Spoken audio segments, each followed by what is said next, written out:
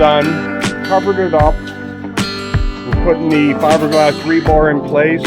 I want a real nice grid in here. Just over a foot by foot. Probably like a 15-inch by 15-inch grid all through here. I'm not 100% sold on the fiberglass rods yet. That's why I'm using so many. We built a ramp right over here. Our power buggies come up, cross the border without touching it, and then down into the patio area. It worked well with the gravel, so hopefully it works the same with the concrete.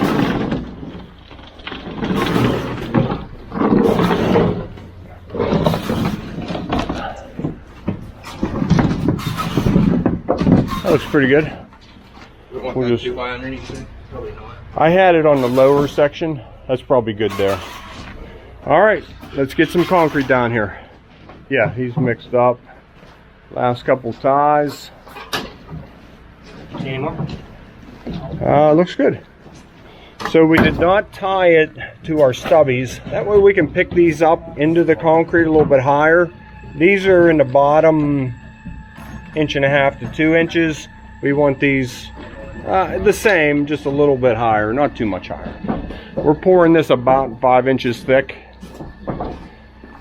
Okay, here comes our first buggy of concrete.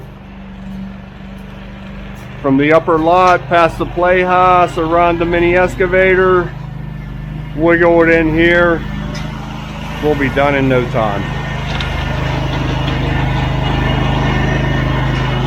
I always worry these flip up and the guys smack their head, but there's a lot of room there.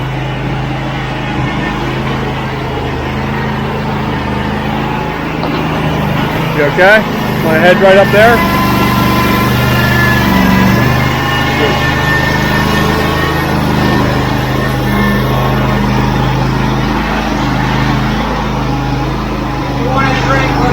That's good. I like no splashing. So we can't use chairs, obviously.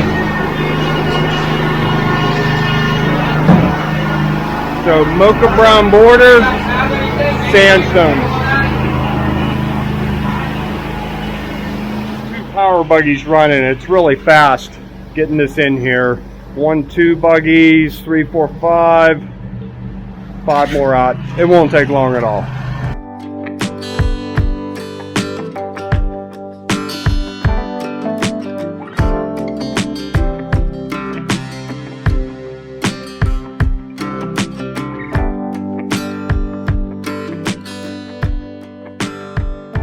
Okay, the pour went really well. I wish we could have used chairs in here. I'm really relying on them a lot, but I feel we did a pretty good job at picking them up as we were dumping the power buggies, picking up the rebar.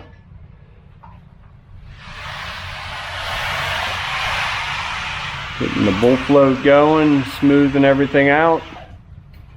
I really like the contrast between the sandstone, and this is going to be the fieldstone stamp. Same thing we did over at Mike Morgan's house with the mocha brown heavy stone stamp border.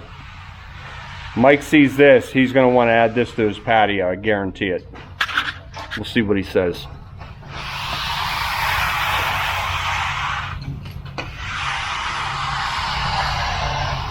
Wait till you see what I have planned for out here. I don't want to spoil it, I'll tell you in a little bit. Last little bit of edging. The concrete's getting pretty tight. Still can't get on it with knee boards yet. I just want to run the whole perimeter, cleaning this off and filling in this edge. I want this nice and even. I think these borders look really nice until you do a pad up against it and it's all wavy. And that just, I want to rip it out whenever I see that happen. I like everything nice and flush, nice and straight. That's how it should be. So as soon as this gets a little bit tighter, we'll go around the edges, down the middle, and start stamping. Okay, with the concrete getting a little bit tighter, I'm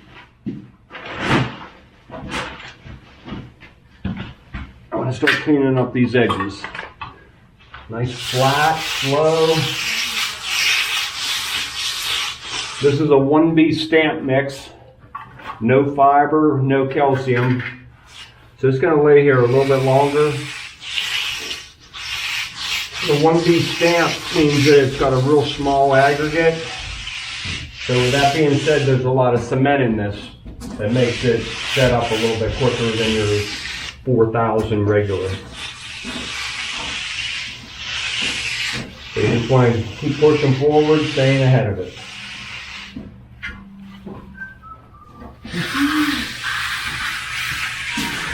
Now we're outside, so I don't like using steel trowels.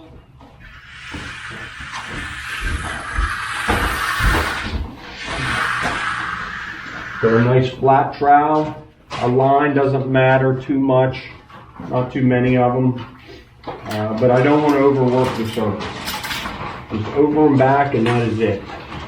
Re-roll this edge.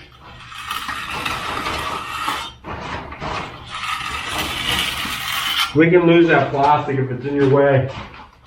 Yeah, I guess you're not keeping this clean. You're probably gonna. I'm gonna power wash it all. So now that's ready for stamp.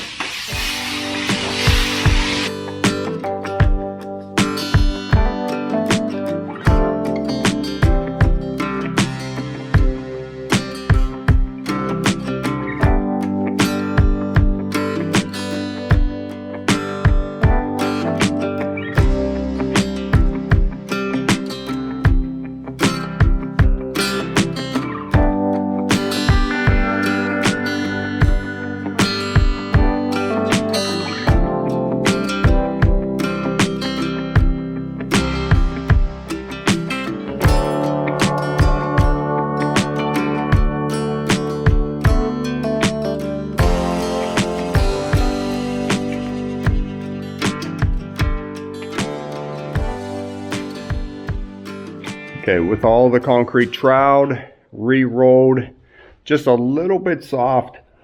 So I just constantly check all around. Out here where the sun's hitting it is where we'll start stamping first. But just keeping a close eye, you know, there or here, just wherever the concrete's ready first is where we'll start stamping. So these are the patterns we're using. This is a real big stone surrounded by a couple little stones. It's called a fieldstone stamp. I'll be using clear liquid sprayed on the concrete. Sometimes we use a colored dust antiquing release on there. It's kind of messy and you can't see. We always have a problem with these little stones right here, getting them fully stamped in. If we use clear liquid, now I can see that real clear, plain as day. It's in or it's out. So that's why I prefer to use liquid with this pattern. Okay, so I just put a light coat of liquid release On the concrete as well as on the stamp. So let's see what happens.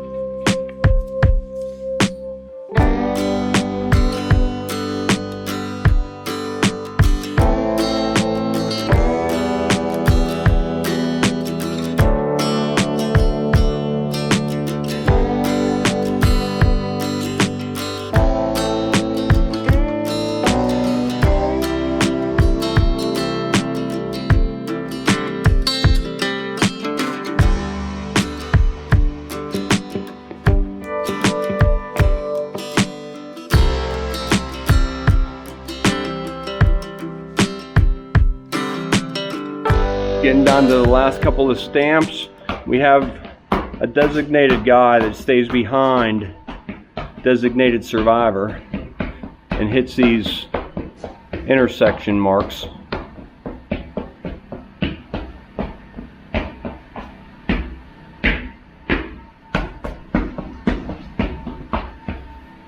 Just cleaning everything up right through here.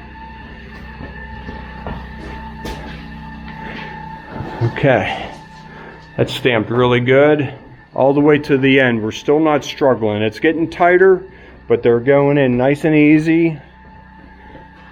Nobody's beating their brains out trying to get those patterns in. It's good. A little bit of texture right here. Want to hit that with a floppy, Jim? Go ahead and peel that blue one up. Always roll it, not straight up. Looks good. Maybe a little bit more. That one's not stamped, and that one.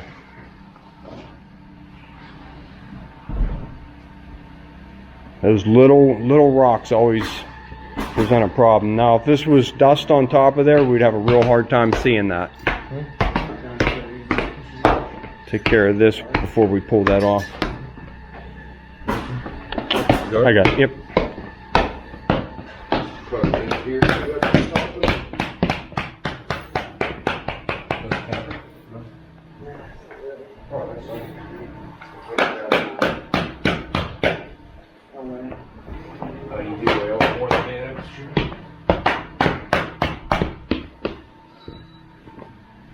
Wheel that.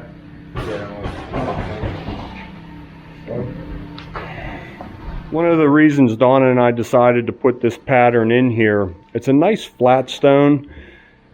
It looks like there's a lot of highs and lows in it, and that's deceiving. It's a fairly smooth surface where when you're sitting on a chair and you can slide it out pretty easy. Want to make sure you have those rubber bottoms on it to protect these edges. But that's how we'll leave it for today. Tomorrow, saw cut, there, break it up to 5x5s, roughly, color it, seal it, get the furniture back on it. Hey, good morning everybody. Thanks for tuning in to Concrete with the Hosses. The guys went off and they're pouring a basement. I'm working here today at my house. Phase one of the patio went real good. So now I'm trying to get this border ready around the outer perimeter. So this outer border is going to match the inner border. Mocha brown, heavy stone stamp. Coming around, just touching these steps, curving into the wall. And I'm going to make the border wider at this point. And it's just going to arc right around in front of my grill. And then connect up to the sidewalk going to the pool. But what I wanted to video here real quick, this was always a problem, like weed whacking in this area. You can get a push mower in here, and then you have to come down and weed whack this little corner and behind here. Now behind here, not a big deal. I'm just going to try and simplify it a little bit for Donna, because she takes care of all the grass cutting here in the summertime. I'm just going to cut this out and have the concrete just open up right here and just touch the back side of this grill area. That way this will all be concrete. Benefit one, no weed whacking across the front of this side here. And two, now we got room for a chair. A lot of times when I'm grilling, we have snacks up here. And now we have one more space for some seating on the concrete. So we're going to go ahead and dig that out real quick and get this border started. So what I'm doing different over here, I cut this grass back to the back side of the grill. The patio used to come in to the front right here, So two reasons I'm doing this.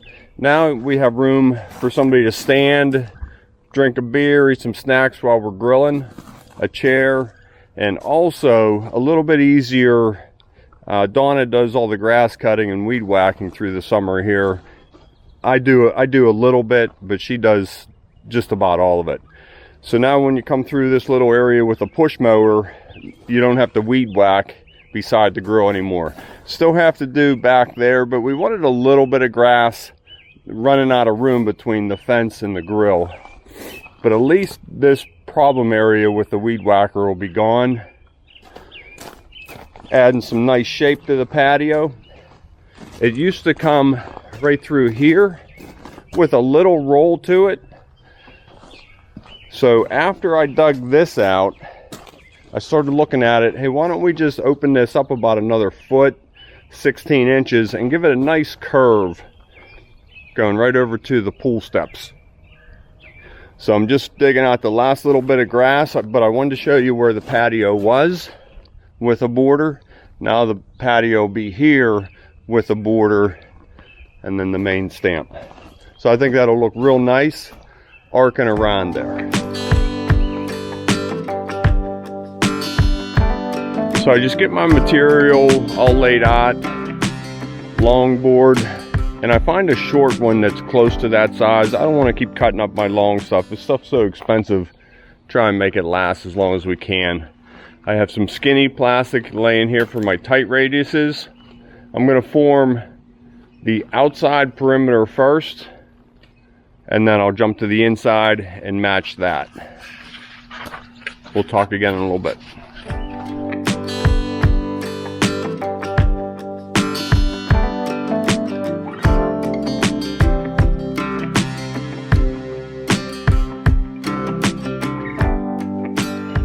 So I ran up here on the deck to look at this. It's going to bump out, touching that stone across the grill back there.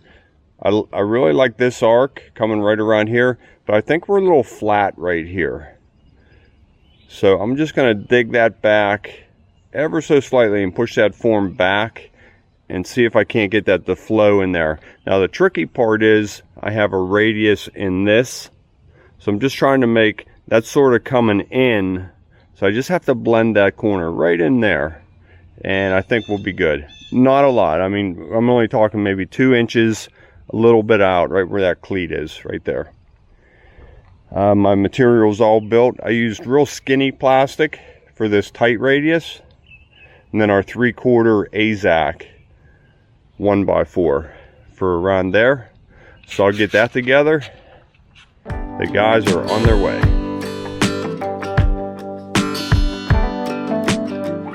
Okay, so I moved it out about 3 inches right through there. You can see what a big difference that made. Arcs right into the pool sidewalk, curving right into that. I think that looks real nice now. So now I'll go ahead and finalize that form and then mirror it with this form right here. It's raining every day here for the last week. So I ran that perimeter, or that under drain, all the way up right where that board's laying, all the way through here up under these steps. That is not completely dry, but mud free. It's draining so nice. I'm really glad I did that. Now in the winter time, all that water will leach through there, gone, and I still might get a little bit of movement, freezing and thawing, but not nearly what I was experiencing on the last patio.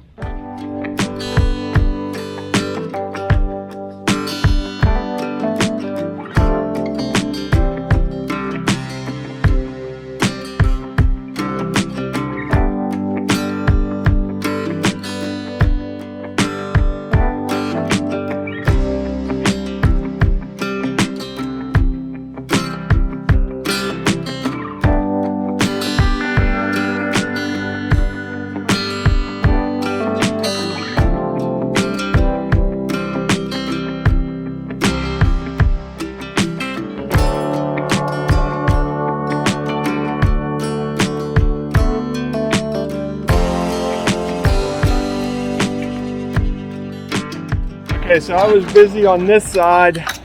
I just saw cut my sidewalk, and we're pulling that. Steve's in the excavator pulling that to him.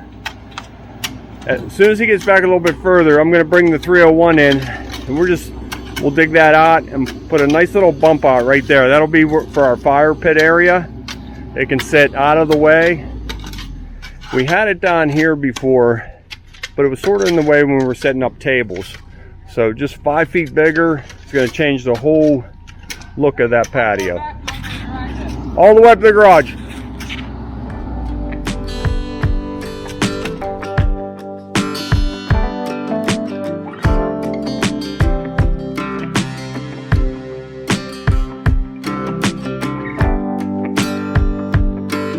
Liking the fiberglass rebar.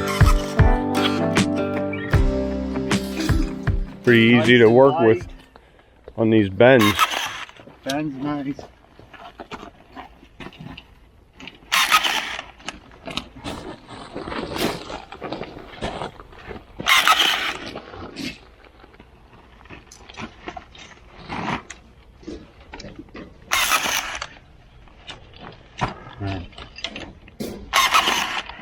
Okay.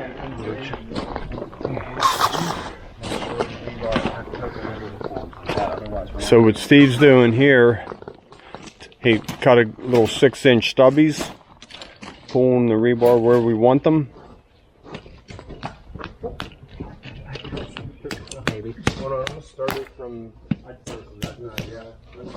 That'll hold it in a little bit. Maybe it should have been a little bit longer. It'll hold. Should be good. So just like that one right there. And then coming around this bend, they wanted to slide underneath. And these ones we want to be able to pull up into the concrete. So that's why we wanted them pressing against our rebar there. And for our start, we have our rods connecting the walk. I think we're about ready to pour. Okay, there it is, the bump out for the fire pit. Just about all done. A little bit of stone around there. There's a center pin right where Matt is right now. That's 4 feet from the center to the inside of the border. So that's 6 feet of sitting room with a fire pit. That should be big enough. And it's not a bonfire, it's just a little marshmallow fire.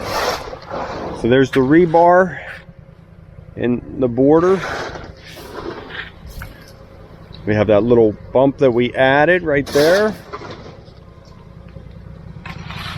Coming in front of that. All the way around. So we're going to, rain's due any minute. We're going to hold off and pour this tomorrow morning, which will be Friday, and then next week we'll pour this main, and I can get all this cleaned up. And that.